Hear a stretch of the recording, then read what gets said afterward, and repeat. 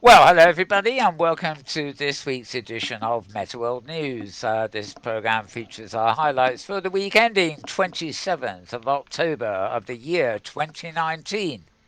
And yes, we'll be November next week. It's only 2 months to go before I get a nice round figure for my year. I won't be able to get that wrong. I hope. Okay, my name is Mal Bones, and if you're wondering what the hell I'm looking like today, well, it's because we're in yet another place, actually, and compared with recently in another virtual world. Our Metal Studios proper on OpenSim are not actually really functioning yet, so I've logged in with an old avatar at the Great Canadian Grid, and then I've hypergrided over to Avacon's grid. You can probably see the sign vaguely behind me there. Avacon is Avatar Convention, basically, and they used to do community conventions in the real world for Second Life users, and they do one virtually for OpenSim users, particularly the hypergrid, and that will be happening on November 14th. Sorry, December 14th this year, and the call for proposals has gone out. But we will get to that. We will get to that later. Anyway, we just wanted somewhere to park ourselves, a seat where we could sit side by side to bring you this, and this is what you've gotten. Um, please forgive my haircut. Please forget the Botox on my face. And, well, at least my costume is approximately what it normally is, but, I can be forgiven for changing my costume. I'm just not sure I can be forgiven for changing my other appearance. Anyway, enough of that. Enough of that. The important thing is to bring you the news, and I suppose it's all fun and games. We almost went to Second Life, but there you'd have been seeing a pussycat whose lips don't move. Could try that one day, but yeah, we'll see. Okay. So as I said, my name is Malburns, whatever I look like, and you can find me on Twitter at twitter.com/Malburns, Malburns, or one word, and there's an additional feed at twitter.com/MetaWorldNews, again, all one word, named after this show. I'm joined here in the not the studio by by James Outloud, who magically you can see he's working. He's wearing a virtual reality headset. You see, so he doesn't actually need a desk with all the buttons for his cameras and his monitor and stuff because it's all in that headset. So we can actually get away without having a studio for James to be in front of and twiddling knobs in. So Yeah. welcome, James. Yeah, thanks. And Knob, that knob, the, knob free. knob free. The headset reads my mind to move the Yeah. cameras. Yeah, it's wonderful. I don't know. I don't It's know. the future. Is it plugged into the Zuckerberger? No, it's Wi-Fi. So Ah, it's the okay. Google. Right. Okay. Well, beware, the Zuckerberger is coming. Right. Okay. So, yes, as I said, we're on the 27th of October already. Phenomenal, really. The big fuss, of course, especially over in Second Life, but here on OpenSim and all over the place, it seems virtual worlds just cannot be virtual worlds wherever they are without celebrations at Halloween time. In Second Life, it's actually they start on the 1st of October, which is the exact wrong end of the month, Second Lifers, but they just go for it anyway. But needless to say, this weekend there's various Halloweeny parties, events, regions around, and it continues all week. And I'm prepared to bet that come the day after Halloween, there will still be more Halloween. It will probably go on until what's it called? The Thanksgiving-y, Christmassy, sort of New Year-y sort of things. Anyway, a happy Halloween to all of you if you celebrate that stuff. And of course, we'll go in another week or so. And here in Britain, it's going to be November the 5th, which is Mm. otherwise known as Bonfire Night, otherwise known as Guy Fawkes Day. And there was a lovely cartoon in one of the blogs this week of Guy Fawkes Mm. addressing the British audience, saying, you know, I bet you wish I'd lit the fuse now. Yeah. Because, of course, the celebration is about the fact the British government caught him before he could blow up Parliament Right. and then tortured him to death, basically. Um, And of course, a lot of people go out thinking it's a celebration of this guy called Guy Fawkes, trying to blow up Parliament. But no, it's actually the foiling of the gunpowder plot, as it's called, that is being celebrated. And yes, admittedly, sort of, the only problem about blowing it up these days is that the one person you actually probably want to blow up is down the road in 10 Downing Street. Mm. Poor innocent people in the House of Commons are not the ones you actually want to blow up. So there you go. Okay, okay, okay. Now we're starting in England here. My links for the week are all over the place here. I'm going to be going through a few from the beginning half of the week and then moving later to some near the end. And thanks to James, of course, you're actually seeing screenshots of my desktop as I'm talking, which means you can see what I'm talking about. And unless there's an absurdly long link, I'll read them out for you too. My first link actually is pointing to Bournemouth Echo Co UK. That's Bournemouth is Bournemouth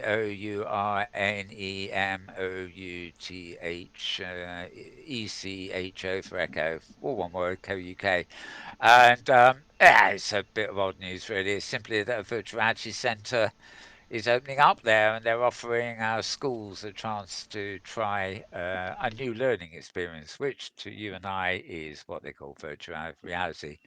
And that doesn't really look like a school kid, but whoever it is encountering that dinosaur there, I guess that's the sort of thing that's going on. Anyway, Centre VR is located in the Richmond Gardens Shopping Centre in Old Christchurch Road, if you know Bournemouth. I'm not going to go into anything else there, we'll be here all night, but bit off centre that piece. Right, um, up and coming webinar, really, but don't need all these. Every site has a pop-up ad these days, and I've got a pop-up blocker.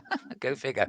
Right, here we go. Virtuality's leap into the disruptive phase. This is at Tech Blog, but this is a Peter Diamandis blog actually. So the address you want is www.diamandis.com. That's diamandis.com.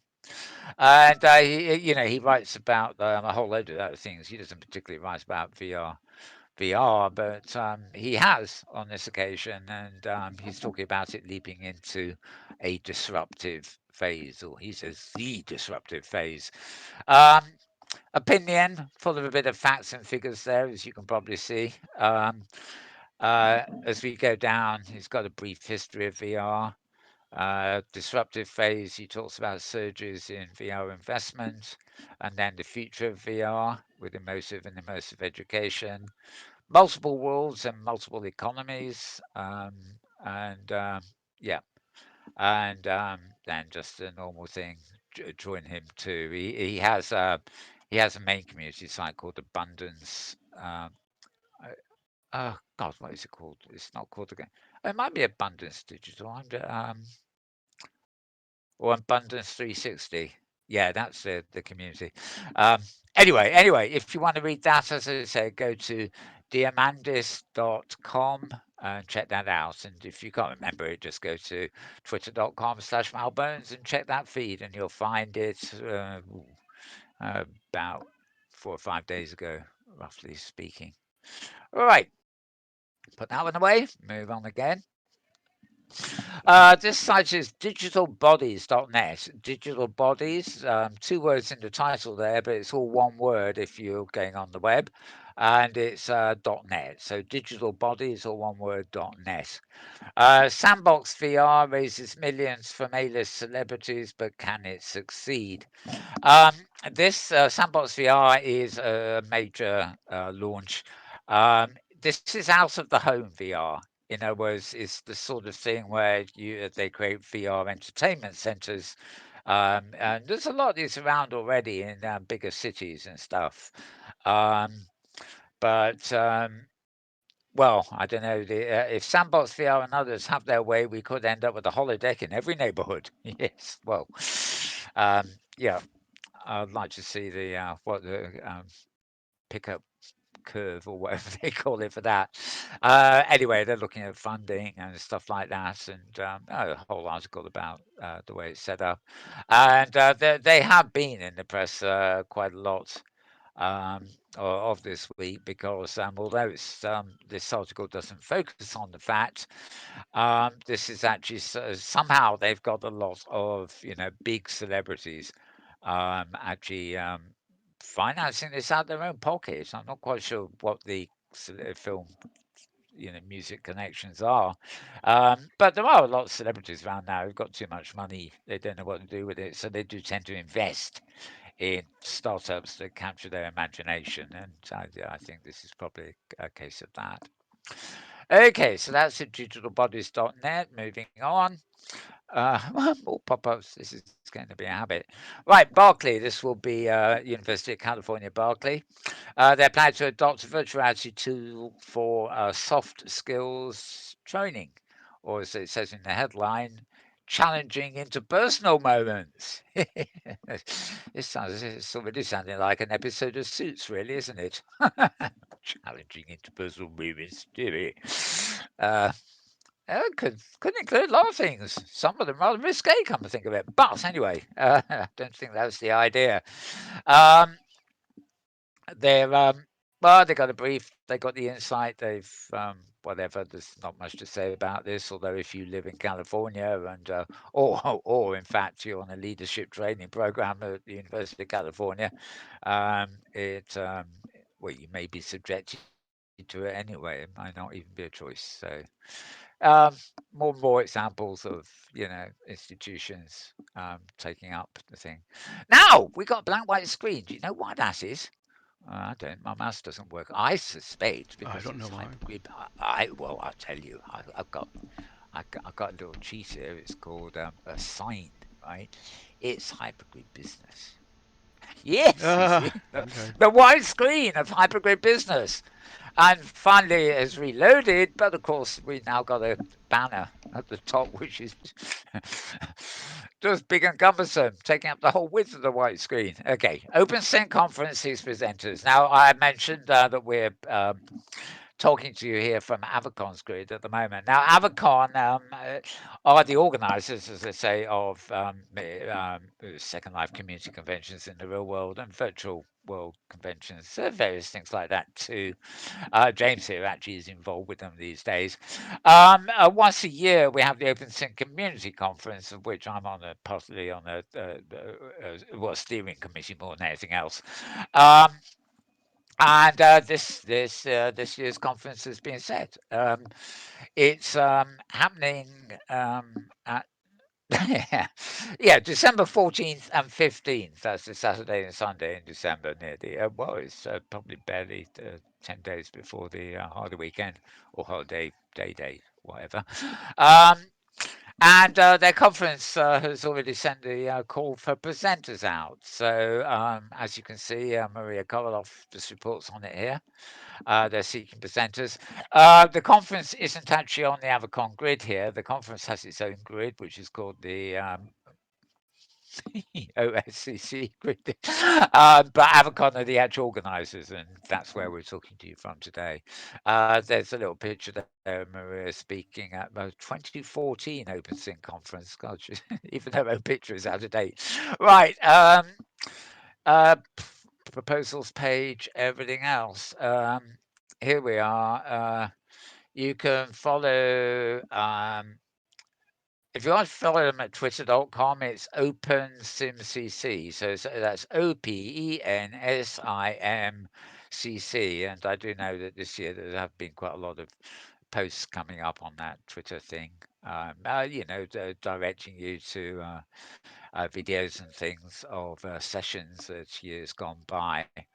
Um, yeah, that'll be coming up. We'll bring you more. I've got a walking, talking something or other going on there. Is that Oh, wait, Alexa? oh, actually, it may be G who's behind. Hmm. There's an old G thing behind. I Okay. better unplug her and take her somewhere else. The big one didn't react though, so I don't know. Right. yeah. Anyway, that is that. You'll get more from us about it nearer the time. And but if you do want to present, take part in a panel, deliver a keynote presentation, whatever, let them know now. It's you can include presentations about creative. God, that darn pop-ups. Look at this. Look at Mm. this. I got to click this. Every Metal World News. Every single one of them. Oh dear. Right, we're already on air. I don't know what that reminder's for. Right, sorry. Presentations about creative, educational, technical, or even experiential topics. And most speaker sessions should be about 20 minutes long, although the panels tend to be an hour, hour and a half, depending on who's on them and what the breadth of discussion is. Right. Moving on to another site. This one is www blop. Screen Africa, all one word, as you can see at the top there, screenafrica.com. And just another incidental thing. This is CinemaStat VR, which is more along the lines of 360 video, really, I suppose. But this is the Lost Botanist and the Power of Virtual Reality. And Screen Africa have this sort of what they call VR exclusive. Um, and in this article, they're chatting to Rick and Reed. I thought we said tweak, no, Tree Week, creators of this, well, this app, I guess it is called the Lost Botanist. They talk about how it's a game-changing technology and it captured their project to new heights, etc., etc. So not highly illustrated, but quite intense little conversation there. And yeah, a little bit about the film festivals, animation festivals, and things. Right, moving on, moving on. Right, this is IT Web Cozar. Right, we'll start that again. ITWEB dot CO.ZA or ZA or I don't know what you Americans call that. I know it's not Z, but it's something similar. Right. Well, it's said anyway in English. I think that's is that New Zealand? Don't know. No, I'm not quite sure. Anyway, Korea moves. Virtual reality becomes real in the corporate arena. Um, it is actually surprising how a few years ago, in the days of Second Life and very little in terms of other virtual worlds and stuff, the take up was, it grew, but, people were saying, oh, it's going to reach this curve and, then it's hollowing out and not seeing. In the case of stuff that's been empowered by VR headsets and things, it's rather odd that once you discount all the gamers and people who just can't stop running after novelties, the VR headset experience has not really taken off as a major consumer item, at least not in the home. It is, after all, uh, it's almost antisocial, although many of the worlds are social places. but conversely, in the enterprise and things, it has taken off both for like meetings and things, but also in research. You have doctors wearing them to see more detail inside people's bodies while they're operating, and engineers are using them again to work on a macroscopic level. And the uses for VR have actually, come, it's very practical, but they really have come from, organisation, the work side of things rather than the domestic side of things. So this is dealing with the fact. Oh no, this is South Africa, by the way. That must be what ZDA is. Johannesburg. Um, this is just a general article about virtuality becoming or coming to the corporate arena, and from obviously a South African perspective here. The people they've interviewed and mentioned are obviously local. Although, hang on, Jensen A, British developer of Team VR. Um, I like that. And he noted that the VR environment does not give participants anywhere to hide. In other words, you can't run away Actually, some would argue you can get out of VR a lot easier than you can out of real life. But never mind, never mind. Right. Moving on. Take off your helmet. Yeah, exactly. It's always good. Oh, we got another blank page. No, this actually isn't type of good business, so we better find out what it is. I better do a reload. This is what happens when all your tabs crash earlier. There we are. Channel, right, this is WW Channel 3000. So it's channel as in TV channel and then Oh, I 3000 know that one. as the number. And we showed this to James the other day, didn't we? Hmm. Yes, because, well, do you want to tell us, James?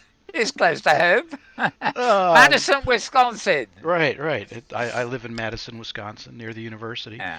But this is not the university. This is a technical college, Ah, a two-year college in Madison. And the professor there was it last name Nonn, is conducting classes in virtual reality and claiming it's the first virtual reality yes, class. this is what we get with these headlines. This is the Yeah, yeah. first ever virtual reality class taught at Madison College. Yeah, it's students at Madison College is taking first ever la la virtual reality class in the United States. Believe it or not, the digital innovations class. Their marketing professor Steve Knoll, actually yes, No, okay. said it may be the future of the classrooms. And they're using alt space, which is probably not the best of choices, although it's a It works. choice, I suppose. It does amaze me how many people, but the first classrooms in virtuality were, well, not in headset virtuality, but they were effectively about, 20 years ago. Well, let's say 15 years ago in Second Life. And even their .com and oddly enough, World of Warcraft have some educational Right. Yep. facilities in them. Um, Nothing new about this at all.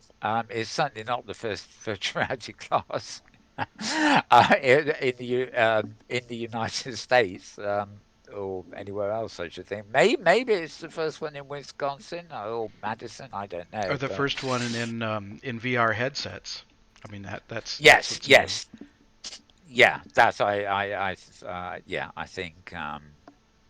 yeah. I think that's what they're getting at. But I Hmm. actually suspect, I suspect that this is a local thing, and I suspect they probably think they're much further ahead of the curve than they really are.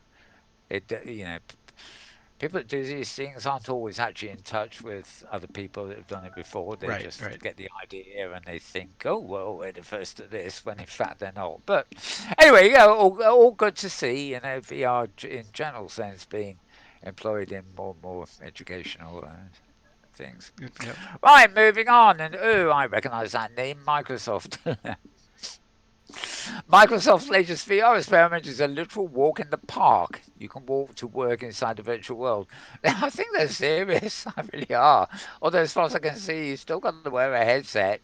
Do you go out of the house wearing a headset and somehow avoid knocking and bumping into everything for the sake of having your journey to work converted to virtuality? I think they do say something about you could explore a virtual world while traveling along a familiar route, such as a daily walk to work. But however well you know a route, as I'm sure any lesser abled person, as far as eyesight is concerned, you can know it in and out, backwards and forwards. That doesn't stop you colliding with things that just little things that you haven't remembered, or indeed surprise things that just weren't there when you did your memory job. Um, I don't know, but I can see something like let's see the whole picture there. It's not very detailed, but one can see if one was wearing augmented reality glasses or something like that, so that you could start up your walk to work or something with augmented reality beacons and things. But it depends where you are too. I'm sure they can set up these sort of things in Central Park in New York or something because of the mass population, and they can publicize it. But it's not going to. This sort of thing is not going to be happening in your local small town as you walk from one end to the other to get to your workplace or something. It just seems a bit we've all got mobile phones and they all do augmented reality. So if you pass a shop with a sign in it or something, it can beep and you can look at the AR display or something. That can be universal, but I don't know about walking to work. Anyway, manufacturers are giving up phone-based VR. They say. Well, I know Google gave up Daydream, but Facebook is focusing on social aspects, and Microsoft is taking a different approach to virtual reality. The company revealed its latest VR developments in a blog post, showing off three new technologies, including one which enables VR experiences in open locations. Anyway, you'll find this post and the more details about the other two as well at engadget.com. That's engadget.com. And that post was when? That was 22nd of October. So that was really only just a couple of days ago, really. Right, moving on. Um, Here we go. The Void, again, this, if I may recall, is an out of home experience. Um, this is at a site called abundary.com. I'm not quite sure where I got this from or why I got it up here, actually, but abundary.com. And yeah, it's an article about the void. Um, and a couple of people wearing their headsets, and God knows what those contraptions are. It looks like a shooting thingy. Um, so I guess shoot 'em ups are probably it's like the movies, really, isn't it? They're probably popular amongst certain people who think that's an interesting thing to be doing. Um, they're going about entertainment VR, developing something called Rapture. Actually, that looks rather nice, whatever it is. Ocean Storm from the Void. Um,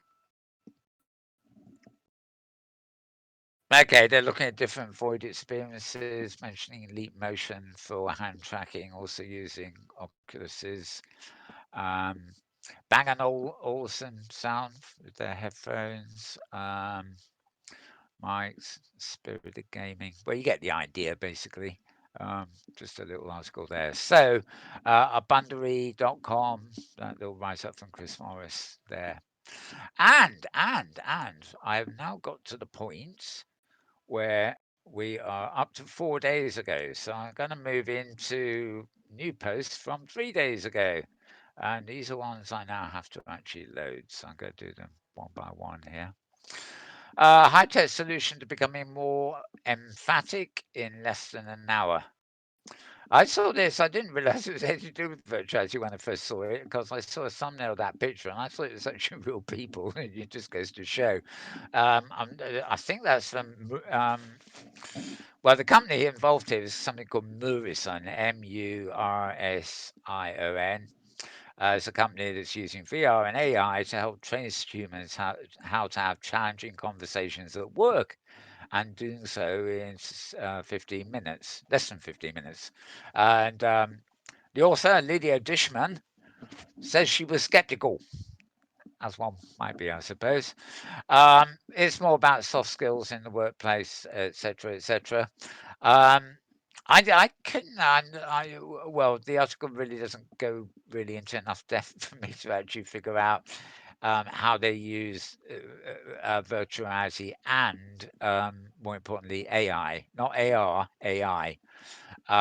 Presumably they got routines set up that work with avatar characters and try and learn and give feedback to the experience. But again, another interesting example of VR taking off in commerce really. This link is at fastcompany.com, like fast as in speed, company as in PLC, and .com. Fast Company, or one word, .com. And yeah, let's kick another one up there somewhere. Well, we have 4 days. Sorry. Ah. Oh, this is there's an advertising newspaper here in the UK called Campaign, and online they are Campaign Live, as you can probably see. Um, they've actually had an article on the National Theatre in Britain, which is predicting a future fused with virtual reality. The value of crafting experiences that engage beyond the stage is the key to the organisation as it develops its storytelling. So the National Theatre, as you can probably surmise from the name, is a big name theatre in London's West End here, and they've clearly embracing VR as an important part of their Well, and I do future. like to see them saying it will be part, but it won't replace theater. At least, you know, so many articles say, will this Yeah, replace theater? Will this replace what we're doing? there's no such thing as absolute replacement. I Nope. mean, television didn't replace radio, but um, it did shift a lot of entertainment that had been on radio into a new medium. Yep. It's sort of, um, also, I mean, I in Second Life and in Open Sim here, I've been to theatre performances. And actually, virtuality, as it were, the virtual world environment has been the whole thing. And it's like doing TV shows. For God's sake, there are things you can do here. I mean, you can't tell from this show, but there are things you can do here that just aren't possible in real life. Not possible in real life, as we say. Hmm. But equally, there are things you can do in real life that no nothing. It's going to be. It's not going to be the foreseeable future when it can be done in virtual reality. I mean, you'd anything that involves incredible photorealistic detail, for example, and actually real-time, lag-free movement, change to the environment. A lot of things like that are totally dependent on real life, and also the fact that there are things the human mind can do that processors can't, and likewise, there are things processors can do that the human mind is way not capable of. So they go hand in hand, really. And I could see like a holodeck type environment being used in a theater, just in the same way artists paint the backdrops or they blow up photographs to use as the backdrops on stage and the props in layers in front, and the actors come on stage and they move between the layers against the backdrop. You can mix the virtual with the real. I'm quite sure, and in fact, a lot of people, theatre has a lot more in common with the idea of virtuality than cinema does. All cinema's doing is making 360 sort of multi-camera angle sort of things, that try and put you on the spot. But you still get things like scene changes, which are very abrupt. They're not smooth transitions when you've got the ability to look in every direction. But when you've got theatre in the round or things like that, people go putting people in the theatre is sort of like putting them in a virtuality anyway, and then it's up to you as the producer of the play or whatever to do what you can to enhance the emotion and use fake stuff and real stuff combined, for the best experience. Anyway, rabbit hole beckons, so rabbit hole Indeed. had better be closed at this point.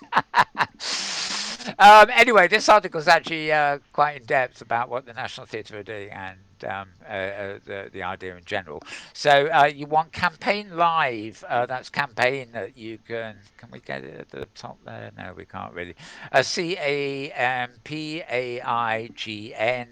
CampaignLive, campaign live .co.uk for more on that one. And right, moving up, we've done the. Uh, this might be an odd one. 2019 World Conference on VR or the VR industry. I think this is in China. Huh. Okay, we're going to pass on that one because the link has now been replaced by a link to a front page. So there was.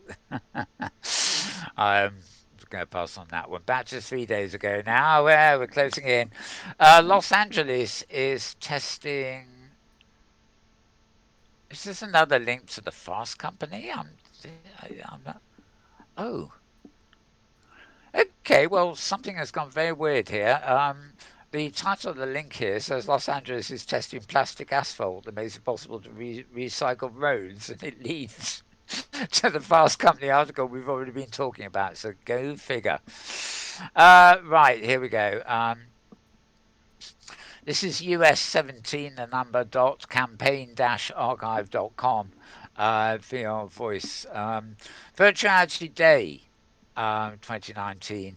Um, Hmm. this will be Saturday, November the 23rd. and there's going to be broadcasts and stuff like that. The emphasis is VR and healthcare. There's a conference going on there too, but it's sort of the third annual VR for Good conference. Um, and they've decided to change it up a bit and to do the event as part of a second annual 24 hours VR event, virtual reality day, etc., etc. You can submit talks and everything else. Um, yeah, unlike the Open Sim Community Conference, this is much more of the VR technology sort of thing, the headset brigade and what can be done in from a hardware point of view. The You'll be able to attend it, by the way, VR for Good in Alt Space VR Hmm. as well as going to the real thing. And they're looking for organisers in New York City, Philadelphia, Boston, Los Angeles, San Francisco, Seattle, Vancouver, London, Paris, Amsterdam, Sydney, and Melbourne. So yeah, they obviously want a lot more organisers, don't they? For something that's happening on the 23rd of November, that's cutting it a bit short. But anyway, um, as I say, us17.campaign-archive.com is where you can get this, and not much else I can say there. As you can see, there are a number of links sort of in the article itself. I'm just quickly, let's try that one. Ah, that's not very helpful. That's your forms to fill in. That's a Google Doc, actually. Just seeing if I can find an easier link for you to follow than the one I read out. Okay, there is a site here called Virtual Reality Day, all three words as one, .org, and that's their landing page. And you can't scroll down it. Maybe there's nothing to scroll. You can register and stuff like that. So I imagine you'll find links in there too to more about what we were just talking about. So let's um, let's move on from that. Right. Okay. This is a site called The Verst. Yes, The Verst. Let me just move. Oh, sorry, we've got a tab there that should not really be there. What's going on? There we go. www blah blah the versed theversed.com, and they ask, what is the future of virtual reality? Oh, very good question. It intrigues all of us, that question, doesn't it? Um, New VR centers spring out faster than rodents on a whack-a-mole, with the next generation of consoles hinting the VR is the future. There's no doubt the VR is dot dot dot. Well, it's the future, isn't it? What a great way to start an article.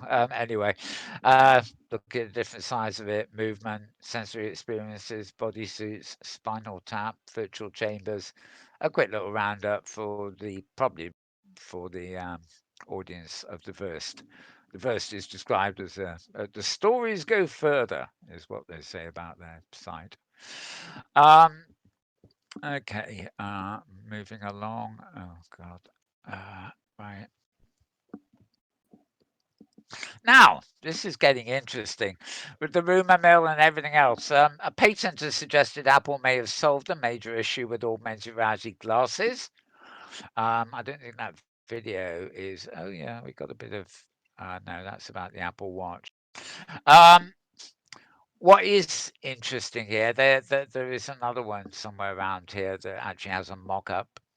We're talking about a pair of what look like ordinary glasses, shades or whatever, and all the processing and the work is traded off to an iPhone, and you just plug it in and you wear them like glasses, and it becomes a screen.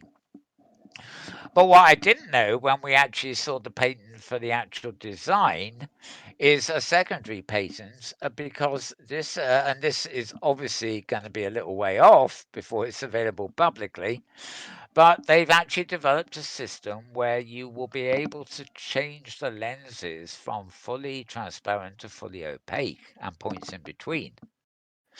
And this means that these Apple glasses potentially will be usable for both AR and VR and operate via the iPhone or possibly an iPad. And it's the opacity changing for part of this patent that is actually the particularly interesting new part. Um, because that's my fantasy is to walk down the road with a pair of glasses, to have a wire or wireless leading into my pocket iPhone, and I can I can just put them on, get augmented reality information, check on some news feeds, set them half dark for sunning myself and reading news in the sun, or maybe make them completely dark so that I got VR environment when I'm traveling on the train. Get the all round fold out glasses kits. And with a bit of luck, they'll actually build in some ear pods into the actual frame of the glasses too, so you don't have to worry about that either. I doubt if they will. They're like selling lots of different things. There's less money in the bank if they put the ear pods in your glasses, but nevertheless. Um, anyway, this post is at digitaltrends.com. As I say, apart from an embedded video, which is about something else, it's about watch faces. Um, it basically tells you about it. It basically gives as much details as they can about the technology based on their having read the patent. So, yep, all good. They do point out, though, that I mean, most people reckon Apple are going to be bringing out the first set of glasses, early in 2020, early next year.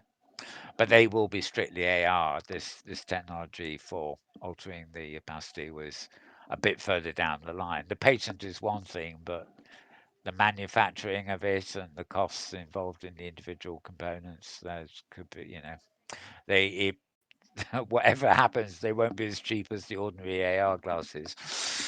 Right. Let's see. Apple's been rumored to be working on them for several years now, but recent rumors now indicate Apple is targeting a 2020 release if it can manage to find a compelling application or use case for them. If it can't, they may wait to release them 2021. So actually, maybe I think we'll just see augmented reality first, to be honest. But there was another report on this that had a visualization part of it too. So um, requires more investigation there. Okay, Nissan. Nissan, they make cars, but they probably make everything else under the sun, like most companies these days. Nissan have unveiled avatars. Yes. Now, these avatars are virtual reality companions that you actually have in your autonomous car. So you've got a self-driving, you strap yourself into a self-driving car and it takes you where you want to go. And while you're on there, it brings in um, a virtual reality companion, an avatar for you to converse with and do whatever you want with, I suppose. This seemingly, I don't know whether this is just an anecdotal illustration or whether that's what they think the avatar's going to look like. But yeah, I suppose we just got decent conversationalists powered by Alexa the avatar kind of thing. Oops, sorry. Gotta laugh. I started her off. You Oh started dear, her I up. knew. I have to be so careful these days, don't That's you? what the This Rolling she just Stones were talking about. Yeah, she did. She gave me a very Start me brief. up. She gave me a brief explanation of what. I think she was talking about the Avatar movie. She gets a bit confused at times. Oh yeah, there you are. Real human behind, I like that. That's not going to be distracting. No. Well, you're not driving. Remember, this is not. This is just while you're hanging around in your seat waiting to get wherever you want to go. Ah, There okay. we are. Nissan's logo, of course. Anyway, that's what Nissan have done. They've unveiled that. So um, just disposing of a few extra tabs. Right. Um, Apple, Nissan, there we are. Now, this one's a bit weird. We don't cover on this program much Second Life. Um, but Linden Lab, who are behind Second Life, not the original developers anymore, but they have a new platform called Sansar, which is a bit like High Fidelity and Science Space, mesh-based world. Um, and this article is at IQ, that's the letters IQ dash mag, MAG, so iqmag.net. And in the lab, virtual worlds will make Madison Square Garden look small. Uh, yeah, well, it is possible to create a virtual world that sort of dwarfs Madison Square Garden. But when you've got something that size, getting the right number of presences, avatars in there, and any decently sort of workable way is a challenge. I know High Fidelity have done it a little bit, but we're not talking about competing with Madison Square Garden. Anyway, Lyndon Lamb think maybe it again. Basically, there's an article here where the creators, Lyndon Lab, this is including Ebe, explain why CGI DJs and virtual merchandise are the future of the industry. Very recent, it's 23rd of October, just a couple of days ago, really. And yeah, this is Blaster Jack's Sansar show was seen in 600 cities on 6 continents. Um, I don't really want to get into this because I hear reports from people in the know like Hamlet Orr who are quite on statistics and people I mean people have logged into High Fidelity and they found 20 people logged in on the whole platform. So I'm, it's okay saying you want to be Madison Square Garden, but I haven't really heard. I know this article mentions something here about uh, having already hosted a number of performances, but they start getting really confusing. They're talking about Duran Duran, Suzanne Vega, and U2. But this was in the late 2000s, and these were events in Second Life, not in Sansar, and no way did they scale. Um, Duran Duran were a major part of Second Life because the band had their own avatars and they had a whole community island there. And if you wanted to go to a concert or party, you had to be a member. In other words, you couldn't just roll in because they couldn't get more than about 50 avatars in at a time. So it was kind of, invites to the fan club kind of thing rather than drop in. Um, anyway, there's quite a lot of talk here about it. I mean, clearly the lab have been on a bit of a PR thing with Sansar at the moment. This scroll bar is getting very sticky. Okay, anyway, as I say, www.iqmag.net. I'm also going to I'm going to do something cosplay at the same place. This is I hope this works, James. Okay.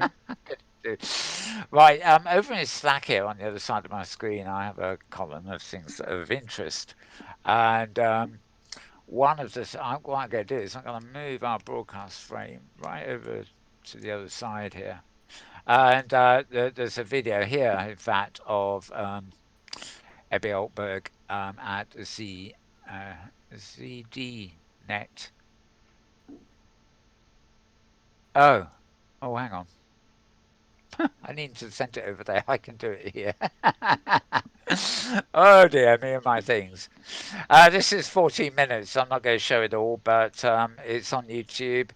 It's uh, ZDNet. ZDNET is the name of the actual account for the publisher of this, and it's basically came up on the 24th of September, which is a bit older than most of the links this week. Um, I like Ebby's new style with the hat and The the iPhone with iBuds. the iPhone headphones. I didn't actually recognise him at first. Oddly enough, it just makes him look very different. But anyway, he's chatting away there. The title of the actual video is "Social VR: A Platform and Economy for Entrepreneurs." So you'll find that on Z. No, See, this is the tongue twist time, isn't it? Mm. ZD Net's YouTube channel. And yeah, I haven't got time to listen to it all. Wish we were a station that could just endlessly replay other people's videos, to be honest. There've been quite a few I've got over here while I'm at it. Oh,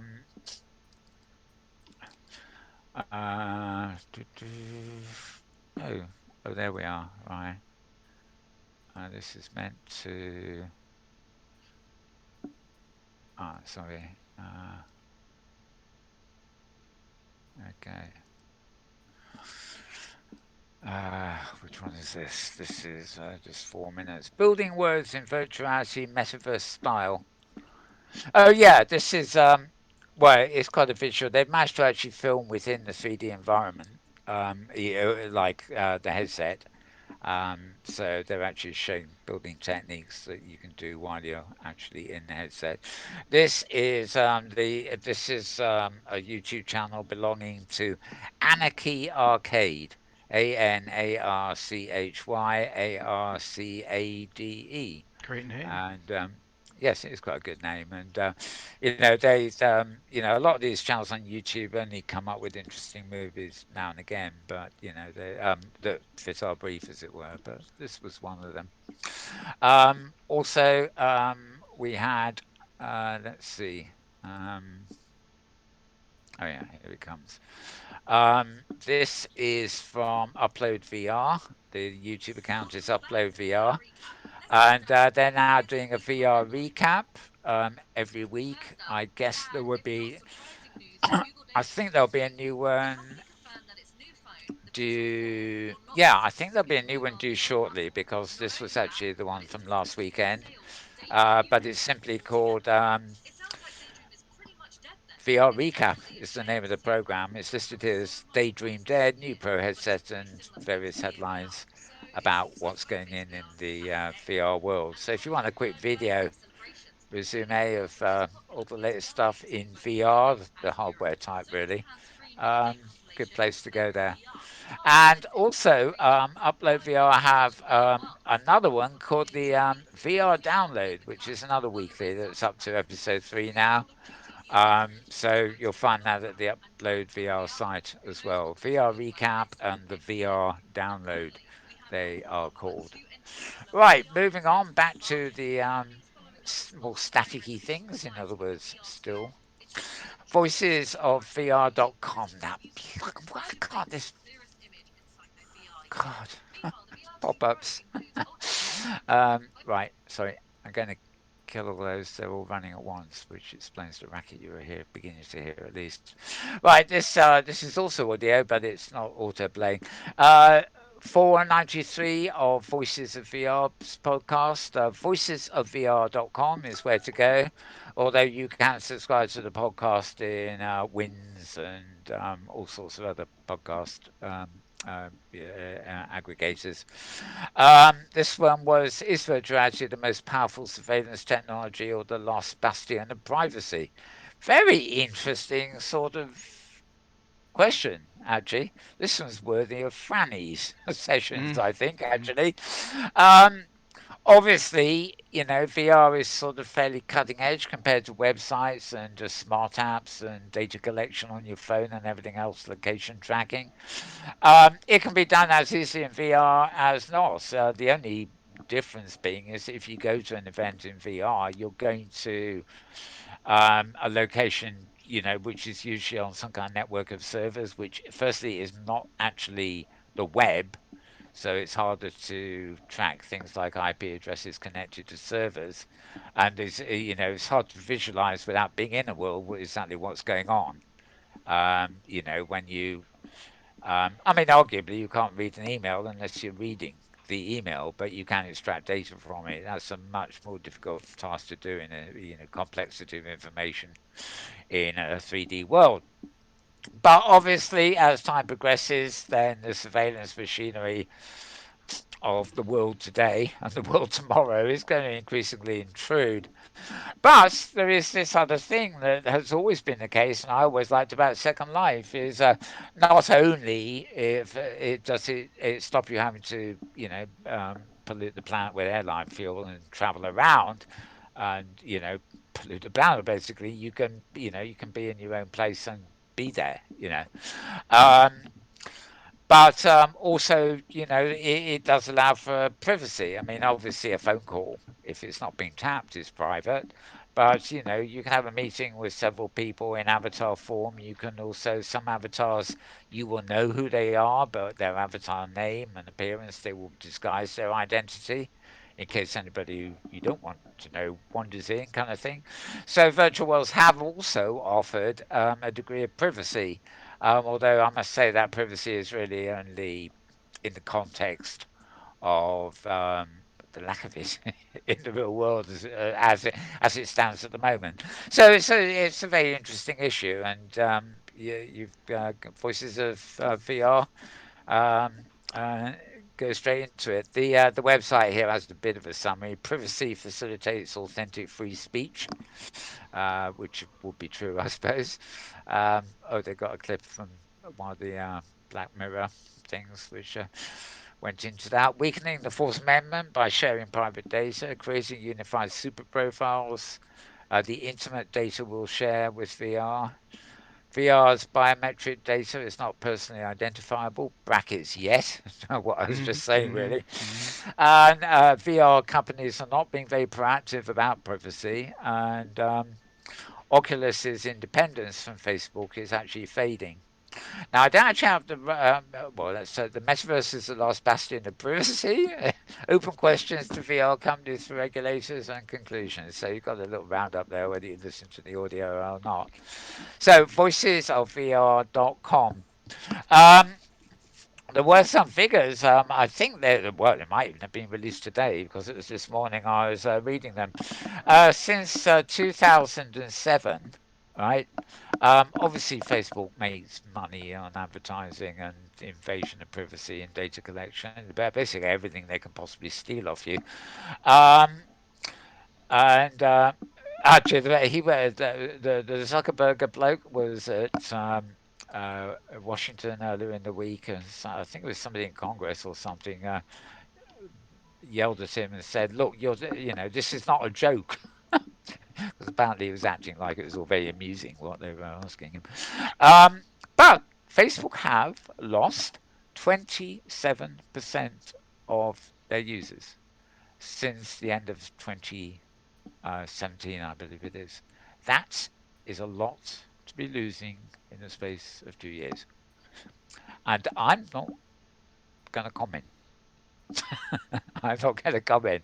But I think, for all its expansion and the weight of Facebook and everything else, maybe it's going the way of, maybe like Microsoft, it will still be around struggling for a few decades more, but it may be going the way of um, certainly new generations have replaced it with something completely different and different ways of doing things for that matter too. So we shall see what we shall see. Anyway, on the other hand, before they die, Facebook may take over the entire metaverse and buy Second Life, buy Sansar, buy OpenSim, buy High Fidelity, buy SciSpace, buy Space VR, buy VR Chat, buy. Oh, Oh there's a boy. lot of things. There's a lot of things they could buy Mm-hmm. actually. Rolling on that one. Buy Mozilla, for Christ's sake. I mean, they've been after a browser for long enough. Yeah, yeah. I gather they weren't. Their offer to buy Mozilla didn't go down too well a while back, but yeah. Okay. So moving on, we still have a few things to go here.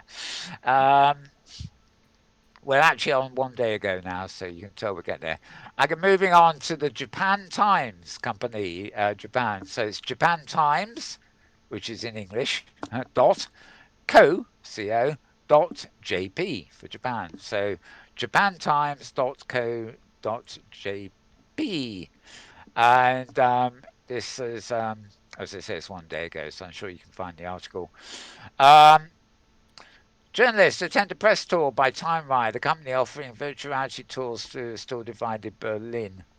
Um, 3 decades on, the Berlin Wall comes back to life in a virtual reality tour. Now, I just think this is like it's historical interest now. It just seems like yesterday to me, but I mean, it's actually 30 bloody years since that wall came down. Mm-hmm. It's just, you don't, it just doesn't seem. I'm meant to stay somewhere in my midlife or something. I don't know. It doesn't seem like 30 years ago, but that's getting old for you, I guess. Anyway, even 30 years after the fall of the wall, they say time travel is not yet possible. But a German startup using virtual reality technology is offering history buffs what it calls the next best thing, and I think that speaks for itself. Really, you go into virtual reality, and you're in the patch bus, and it approaches Checkpoint Charlie, which is the Cold War's famous border crossing. Grim-faced East German guards whisper among themselves about whether to hold you for questioning, and they make you paranoid or everything. A few heart-stopping minutes, you and your fellow passengers are free to pass into the smog, the soot, and the shadowy intrigue of 1980s Berlin. It sounds like fun in the way, actually, but it does actually sound rather full of stereotypes rather than the reality was not really quite. The political divide was very menacing, but the well, anyway, so bit of history there for you if you want to relive the Berlin Wall. Berlin Wall, not Berlin. What am I talking about? No, I just need a quick sip on my liquid, or Mm-hmm. my mouth is drying up. There we are. Virtual Berlin, as I would have said a second Sure. ago. Right, I've got a dry mouth. Okay, moving on. We're yep, here we are. NBC News. NBCnews.com. This is easy enough. They have a section called Mac by the look of it. How virtual reality is helping seniors breathe new life into old memories. And I mean, we've actually had quite a few articles about how they've taken. This is the Oculus Go, I think. They've taken. A lot of school kids are given Oculus Go's because they're obviously cheaper for institutions to buy. And this is a nursing home where they've given them Oculus Go too. But the difference here is that it's not just wowing the seniors, as it were, with virtuality and entertaining them with actual experiences there. Um, but as it says here, new systems let users reconnect virtually with people, places, and events from their youth. So this isn't so much just entertaining and wowing the senior citizens. It's actually using VR to try and reconnect with their memories and things like that. Um, this seems to be from just a practical thing, in general, but they do mention sort of therapeutic uses. Reminiscence therapy is where people with memory impairments are encouraged to look at old photos, listen to music, and examine once familiar objects as a way to engage their minds, boost their mood, boost their memories, etc. Mythical worlds, which can help with overcoming phobias and practicing surgical procedures, visiting the space station, the usual thing. But it's a roundup focused on VR uses for the more elderly population. That's the way to put that. Um, MNN.com. Yeah, that's easy. M for midwife, N for new, and N for naughty. MNN.com. And they're happy that we're here, apparently. Mm-hmm. Go away. Right, Iris Vision is a VR headset that delivers reality to people with low vision. This again, I thought was quite interesting. I guess especially for elderly people or people whose eyesight thing. There are many headsets, including the proposed Apple AR and glasses and things like that that will have interchangeable lenses for people who need prescription lenses. But this is actually a headset of the rather, the ones I don't like, to be honest. But clearly, what they're doing here. This actually reminds me of Google Daydream and Google Cardboard. Which because it's actually you actually use the smartphone with this, and uh, well, basically it compensates for poor vision. Iris vision is called. Um, yeah, it was a Samsung phone. Iris Vision is a sort of virtual reality headset with a Samsung phone clipped to the front. And they've developed the world's first and only, of course, it's the first and only, smart visual assistive device built on wearable VR technology to help millions of vision impaired people regain their sight, achieve independence, and do the things they love, all whilst walking around with a clunky thing on their head, of course. And there you can see one headset and one Iris Vision. Maybe even have to buy their own phone. I don't know. They do stress that this isn't a VR toy, but rather a Class 1 medical device developed in collaboration with or op, or somethingology centers at Johns Hopkins University, Stanford University, and UPMC Pittsburgh. And they're award-winning. Well, actually, it begins to. This is actually Mother Nature Network. That's what the MNN stands for. But to be honest, it sounds more like a press release than anything else. But interesting development, actually. However you look at it, for uh, impaired vision basically is the issue there rather than anything else. Right. New York Times seems to think that you can use virtual reality to plan your retirement. This is a weird one on me. I suppose if it's like, if you can do it in real life, you can probably do it in virtual reality too. VR and online visual aids are giving workers a better idea of how much they need to save. Um, I would have thought a calculator might actually have sufficed better than virtual reality on this particular occasion. Exactly how a virtual reality experience is going to make people more conscious of saving for retirement and stuff. I Like anything, it would depend really, on the writer. What did it they would, and compose? I mean, you could argue that sticking them in virtual reality gives them an excuse to put their transport fare into a piggy bank. So virtual reality, by its nature, saves them provides a way of saving them their transport costs. There, I figured it You out. did it, right? Yeah, I did it. I done it. Yeah, now I understand. You go into virtual reality and you've got more money to put in your piggy bank because you didn't have to pay to go anywhere. Yes. Anyway, the New York Times will tell you a little bit more about that. That's it, nytimes.com. And right, we're heading up to the top here, so I'm just going to put all these ones away and just leave us with one open there. Right. Okay. Two more posts here. Uh, innotechtoday.com. This is INNOTECHTODAY. Innotechtoday.com. And actually, you can do backslash magic dash leap. And that's actually quite easy to remember. Every bloody where I go is getting a pop up today. I don't understand this at all.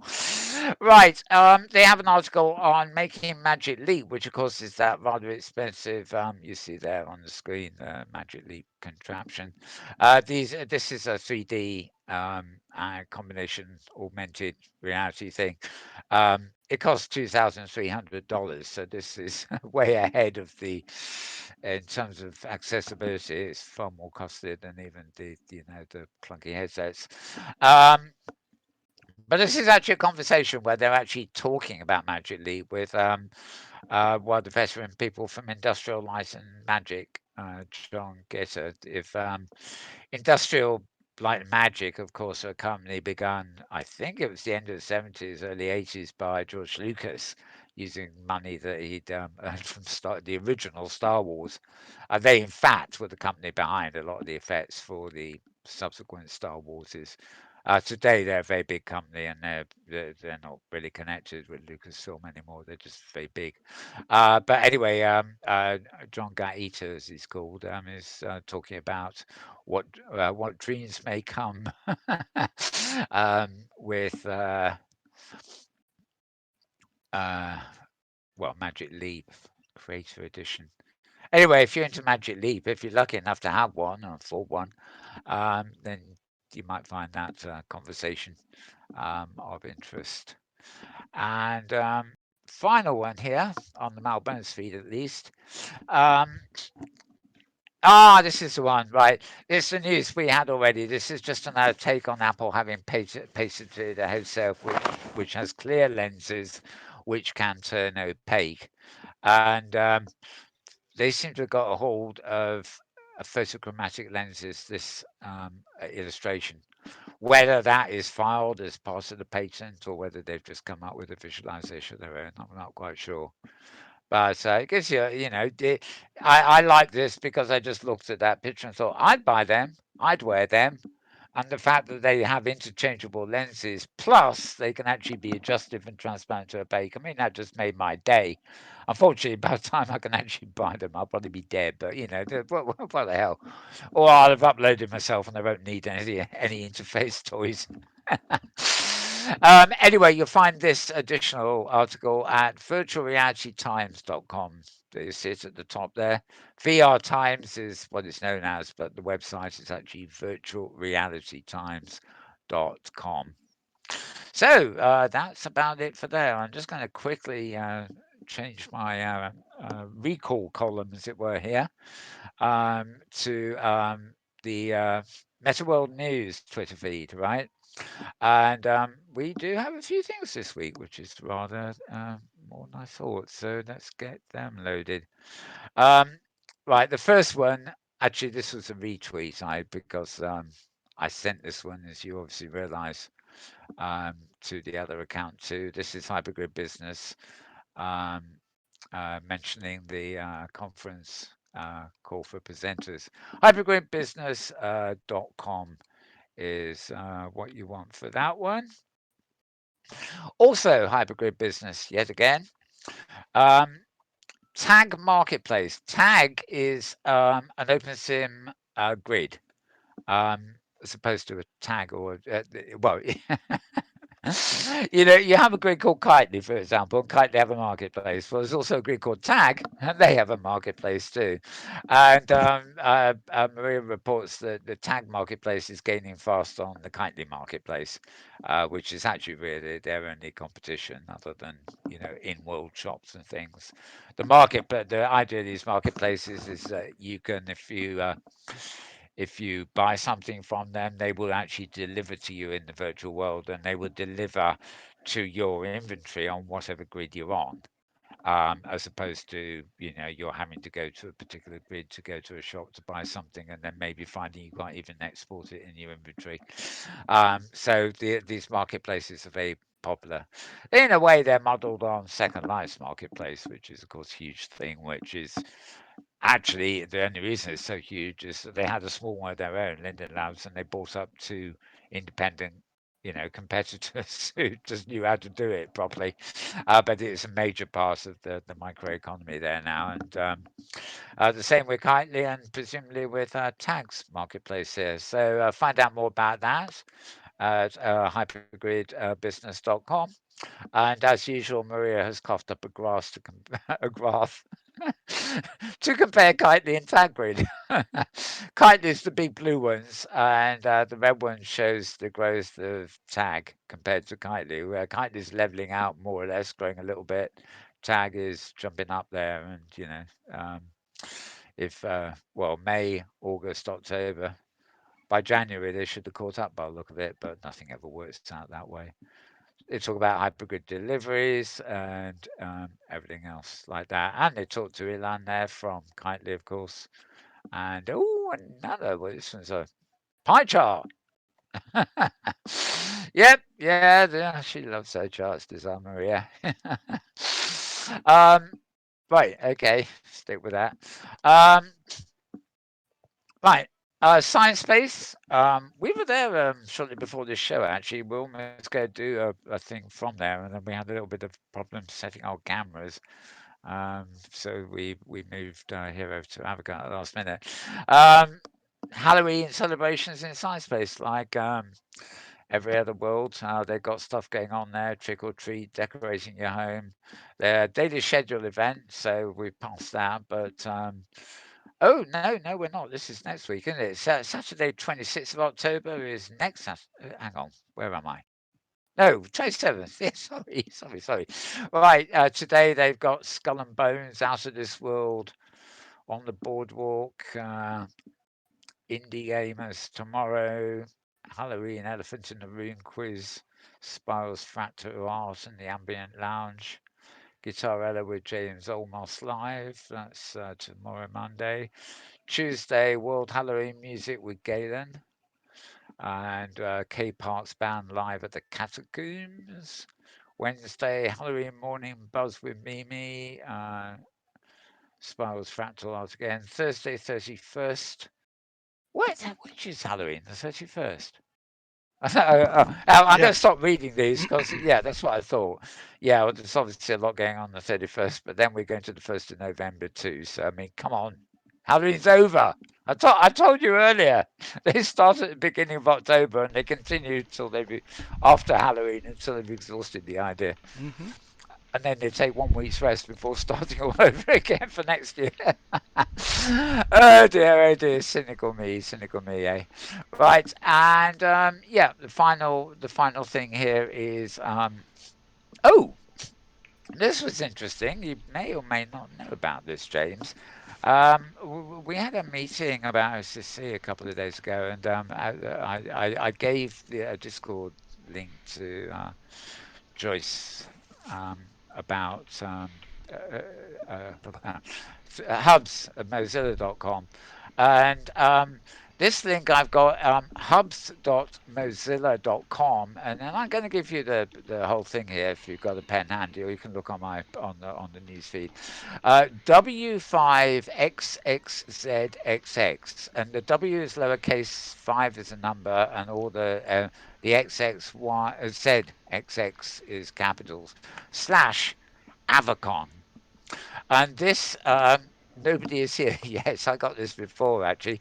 Um, enter, enter on screen. Okay. Oh, good. It seems to have remembered me. Anyway, you go on the web to this basically, and there is a version of Avacon. If I can find that, I don't know. How do I zoom out? I've forgotten. Anyway, I'm panning around there, and I'm showing you just a portion of the screen. Um, they've sort of set up this, presumably the whole Avacon type conferences or something in Mozilla rooms. Very basic, but very easy to get to, very easy to log into. Nobody else there at the moment. I think it's remembered who I am, and I think whoever I am is like the same identity across hubs.mozilla.com, because I can effectively teleport from here if I want to another instance of Mozilla Hubs, but made by somebody else. My voice is also active, and I'm just going to move if it works. Oh, it's not quite what I meant to do. Uh, um, okay, use the Q and E keys to rotate. Yeah, there's messaging sort of system and stuff at the bottom of my screen here. Unfortunately, the nature of this environment seems to be stopping me using my overlays um, to move the screen elite broadcaster.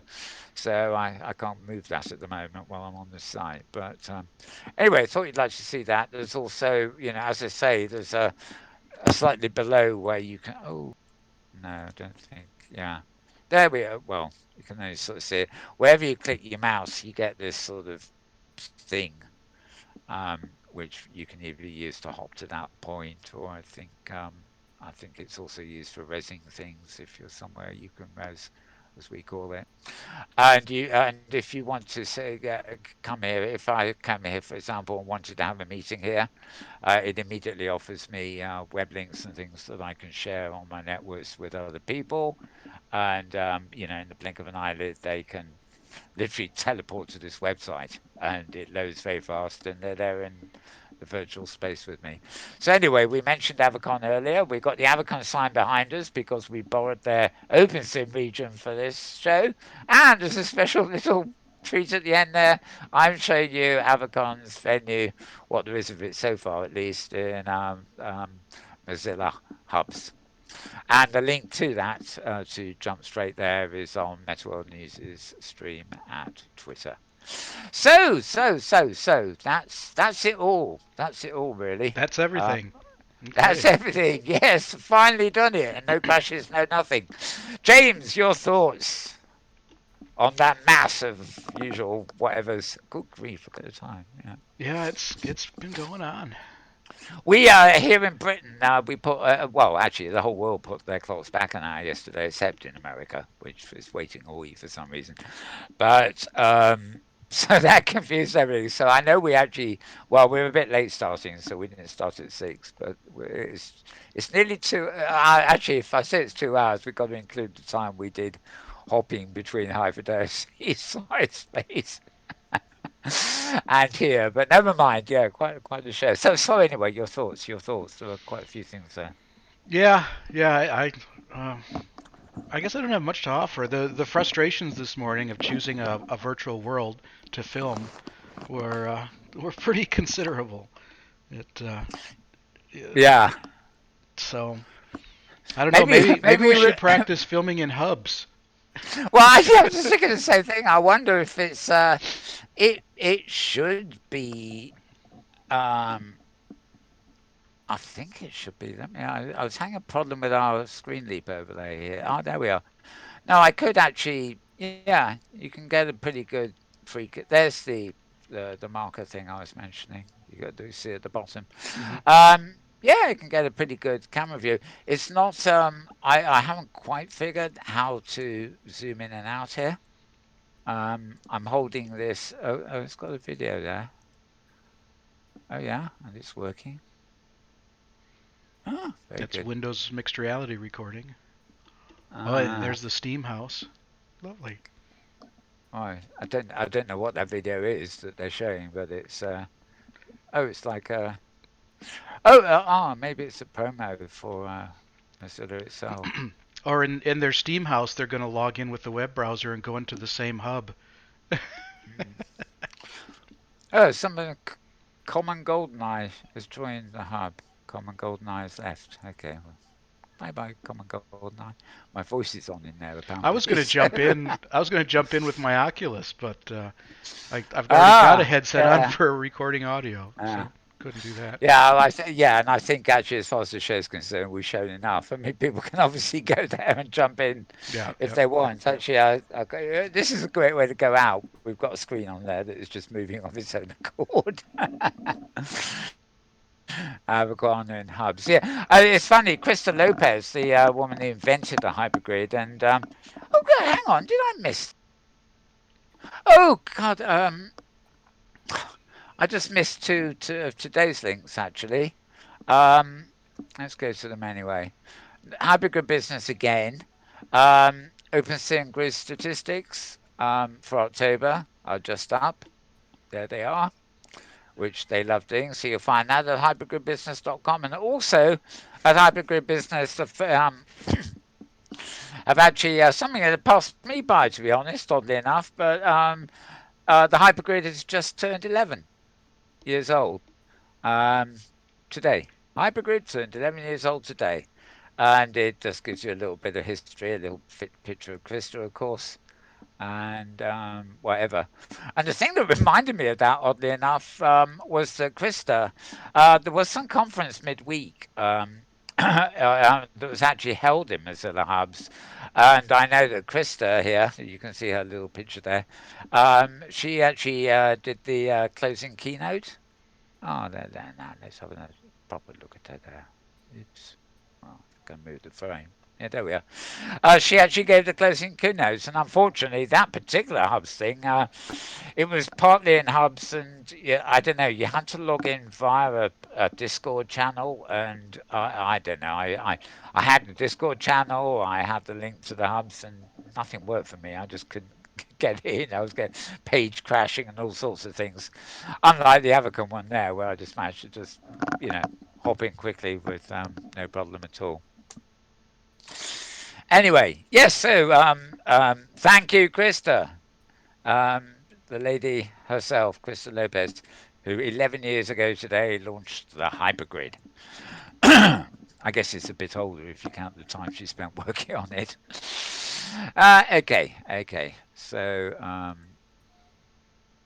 put those away, and we will return to our moving picture department.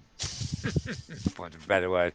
Right, okay. Well, got your comments, James. Yep. Yes, it's a bit of a minefield there. There's sort of so many pieces. I keep forgetting what the links were at the beginning. That's why I have to use my list to prompt myself. Yeah. Anyway, a lot of news there, and I guess all you need to do now is wish you all a happy Halloween and everything, and I will say goodbye from him. And thus, it's my turn to say goodbye from him. So, from the two of us, until same time, probably a different place next week, have a good one. Bye for now. Happy Halloween! Yes.